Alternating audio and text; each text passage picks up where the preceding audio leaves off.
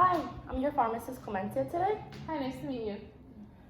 Hi, so we're gonna go over some important insurance terms that that may come up and you may hear when it comes to choosing an insurance plan. So I wrote out a list of the terms that will be most likely to come up. Okay, so the first one is a premium. Are you aware of what that is? No, I'm not really sure. Okay, so a premium is the amount of money that you're gonna pay each month in order to maintain your health insurance plan. And then the next term that's brought up a lot is a deductible.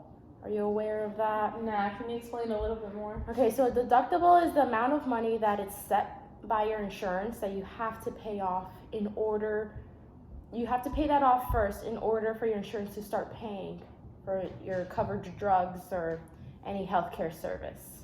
Okay, so before I can receive any drugs, I have to pay a full deductible and then the insurance will kick in? Yes. So if your deductible is $100, you have to pay up to $100 in those services or drugs within co-payments. I'll get into that later, until the insurance will kick in and then start helping you pay for all your healthcare needs. So copay is a fixed amount of money that a patient will have to pay whenever you pick up a prescription, go see a doctor. It's usually a percentage set by the insurance. So 20%? Usually a little less, but yeah, 20% is right. So the next, so coverage gap is also known as the donut hole. I know that's the term that's usually used. So what happens with that is that it's a predetermined amount of money that the insurance will set out. And once you spend that up to that amount, so if it's $2,000 that they'll cover every time you get your prescriptions or see a healthcare provider, once it's up to that amount, they'll stop paying, and then you as a patient will have to pay all out-of-pocket costs of the prescription, but it will only be within a certain amount of money or within a yearly limit. Once you've paid that, then the insurance will kick back in, and then you will be receiving the coverage that an insurance will give you. So just to confirm, there's a period of time where I have to pay full price for my prescriptions and doctor's visits? Yes, indeed, that's what the coverage gap is. The next topic is tiering. So there is a thing called a drug formulary. I'll get back to that. But tiering is when you have things grouped, like drugs, they're grouped together into categories, and different insurances will have different types of tiering and what drugs will go into it. And it's just how if it's a tier 1, it'll be this amount of money. If it's tier 2, it'll be this amount of money. So it's just how they group the drugs together. So would tier 1 be more expensive than, let's say, tier 2? It all depends on the insurance plan that you take. And then back to a formulary, that is just a list of drugs that are under the insurance benefits.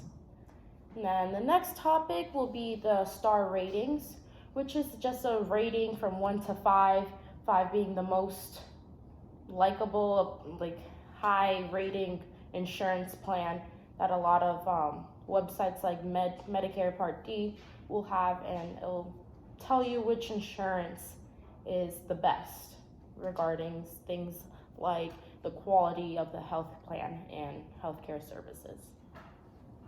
So the next big topic that a lot of people hear is brand name drugs versus the generic name drugs.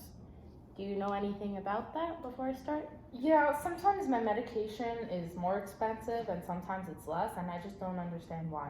Okay, so to start off, brand name is your Lipitor, for example. It's the big name. Usually people will hear about it more than the generic.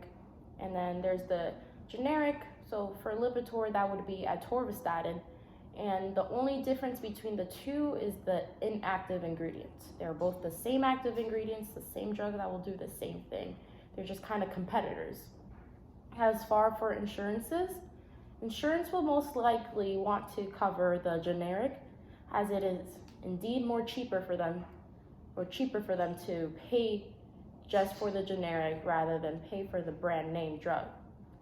And in some instances, they'll pay for the brand name over the generic, but it's really rare to see. it may be require prior authorizations from your doctor before they start paying for a brand name over the generic. Any more questions? No, I think you answered everything. Okay.